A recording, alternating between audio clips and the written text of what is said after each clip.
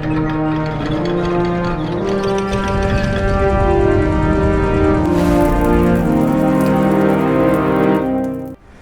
one and all, Jasper here, and we're back with the second episode of A Knight of the Seven Kingdoms. No point in wasting your time, let's just jump right in. We start with a flashback while Dunk talks about Sir Arlen, and Jesus fucking Christ! That's a prosthetic, right? I mean, it's not nearly as big as mine, but still, that seems rather large. Anyway, aside from this start, the flashback is really nice, getting to see Dunk and Alan interact a bit more, which went beyond one beating the piss out of the other. Notice he was singing a tune at the start. I wonder if my favorite cover artist will do one of these. Now, we cut to see after this flashback that Dunk was actually speaking to some Lords of the Reach, of Florent, Hayford, and Tyrell, trying to get their blessings so that he could join the tourney. These interactions do not exist in the book, but it makes sense that Duncan would try others who Arlen had served under, and not just Dondarrion. Though, when the Tyrell says nope, that's the end of it. I found it odd that Dunk mentioned Florent and Hayford, yet we only see him speaking to the Tyrell, when it clearly seemed like he was speaking to several. A nice interaction between Dunk and Egg, well, not nice, but entertaining interaction happens soon after, as we see this very privileged up-jump orphan telling Dunk he should tell them all to fuck off and joust anyways. Such a poor naive Egg who seems to be on his way to get cracked. Someone needs to cook this Egg before he gets himself in trouble. Soon the Targaryens arrive though, and we see them being announced as Prince Baelor Targaryen and Prince Maekar Targaryen. We are even later introduced to Aerion Targaryen, whose actor is definitely giving off perfect cunt vibes. And now that we've seen all the most important Targaryens, let's talk about the actors portraying them. First, Prince Baelor, played by Bertie Carvel. I'm hoping I'm pronouncing that right, probably not. Who really does an amazing job with the character. Though, of course, to stay consistent, I have to complain about a few things. He looks to be a bit too old, but the aging up of characters has always happened for a decent reason, and it's not as egregious as Dunk being a decade over his character's age. I mean, Bertie is a decade older, but his character can get away with being older. I wish his hair was a bit darker though, and while it's never described in the books, I think they should have gone with an actor who has more olive-like skin. It was whispered that Baelor was more Martell than Targaryen, and I think having darker skin could help this. This is a reverse Corlys situation, though seeing Bertie act the character, I'm really struggling to say I would recast him. His Dornish heritage isn't very important to the story we are told. I just would have liked to see it hinted at more as a book reader. I will say though, fucking ecstatic they didn't change his hair color to white. Piss off Hot D, Rhaenys should have had her black hair. Maekar Targaryen, played by Sam Spruell, he is supposed to be the younger brother. I think 5 years to Baelor, but the actor is a year older. Gotta say, no complaints. Not since Sean Bean as Eddard or Charles Dance as Tywin have we had casting that was so one-to-one. He does well with the lines he is given and gives the book dialogue exactly how I imagined it. Fantastic, no notes. Well, except for the lack of purple eyes. We're never getting those purple eyes, huh? Should probably stop complaining, but I just can't help it. Finally, Aerion Targaryen. The actor isn't given a lot in this episode, and I don't think I really have anything to say about it, except that fucking hair. I don't like it. It's supposed to be long and curly, not the shit I had when I was going through a phase in high school. Looking forward to seeing more of what the actor can do with him, because even though he just had that one little scene with Dunk, he did it pretty well. Really, I can't overglaze how good the introduction for Aerion is, word for word from the book, and I just find it funny though, when he's standing close to Dunk, he looks like such a manlet, and I know most would standing next to Dunk, but fuck, it's very noticeable. And that's good, Dunk is supposed to be tall. Aerion's horse seems to be as much of a prick as his rider, and Dunk actually does take the horse, and is later approached by some members of the Kingsguard, and oh my fucking god, I love their armor!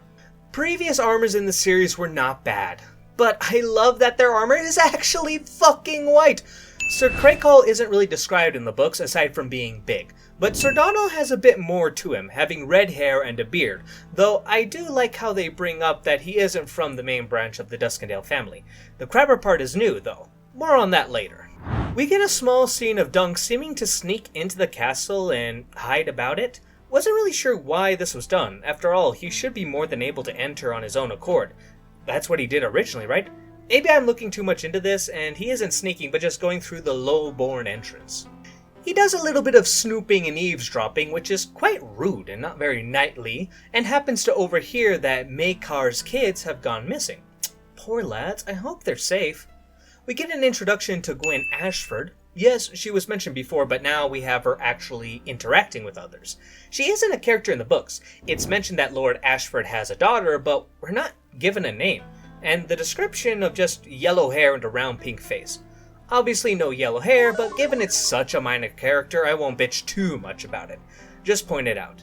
Anyway, it seems like they're going to use her as a possible romantic interest for Dunk, which is interesting considering a whole lot of things, but we'll see how it goes. Maker notices Duncan, tells him to get in, and fuck me, I love this scene.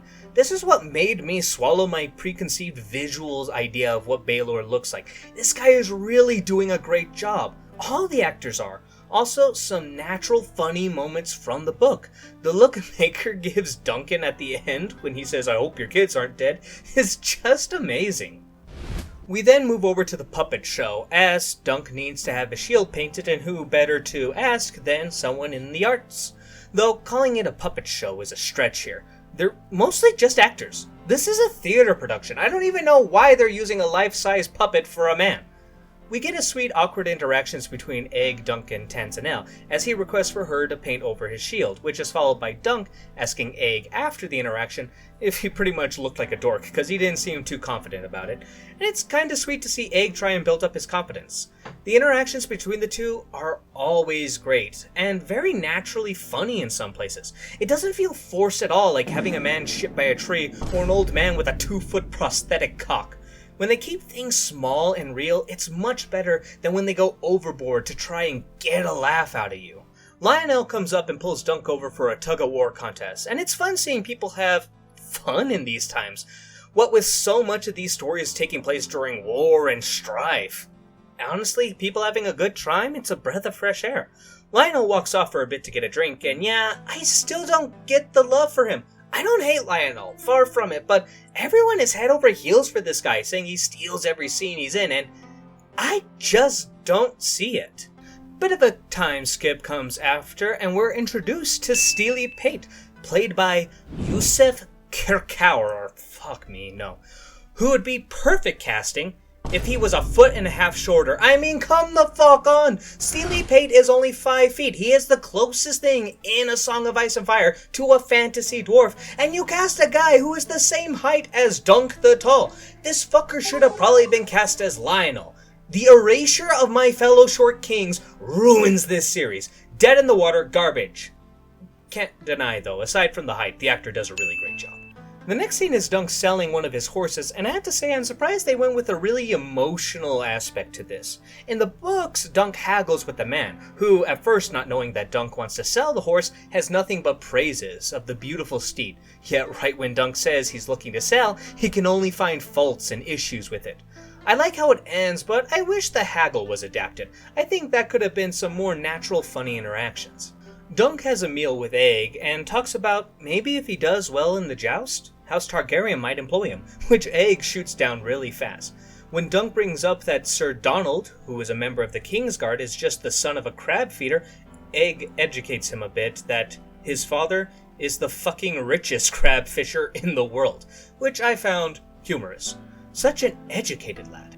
Nearing the end of this episode, we get a joust. And sadly, it will probably be the only joust of the show, because as those who defended Kristen beating a man to death at a wedding said, having 2 tourneys would be boring. So sorry, show watchers, this will be our only joust of this series. I'm confident, because God, it would be terrible to have more stuff like this. The joust itself is great, but kind of odd. They have 10 people jousting at the same time, which, imagine if you went to a boxing match and they had 5 rings with 5 different fights going on at the same time. Seems a bit off, not going to lie. Regardless of that though, seeing the armor, the colors, a Tully biting off the head of a fish. It's so much fun. We also have a quick glimpse of Prince Valar. He only has a single line in the book, so I'm wondering if he will be one of the characters that gets a bit of extra development. His hair, I think, is wrong, though. He should have a silver streak through it, but I don't see anything. Then again, my eyesight's never been all that great. But think of it like the opposite of Darkstar. We do see eventually why, historically speaking, jousts only had 2 people going at it at one time, as a single accident almost causes a catastrophe of shit to hit the fan. Dunk also seems to struggle somewhat during the show. At first I thought it was some sort of PTSD or claustrophobia, but it seems like it's more along the lines of just being nervous that he's expected to do this same thing soon. The last scene of the show, after Egg name drops the Blackfires, which is a nice little wink and a nod to the history of the lands, is Dunk letting these frustrations boiling over, talking about Sir Arlen and how the lords he served can't remember who he is. It's nice, though I'm personally on the noble side. I can barely remember the names of my own family. You think I'd remember one guy out of 800 who did a job for my dad? That's the end, though. And fuck me, this episode was great. Obviously I had my issues and nitpicks. Most are carried over from the first. But I'm now of a stronger opinion that this should have been released all at once as a movie or 3-episode series that have 1 hour long episodes. Cause, yeah, this weekly 30-minute episode release is not doing it for me. But I am eager to see what happens in the next episode. Until next time, though, stay safe, and I hope you all have a wonderful day.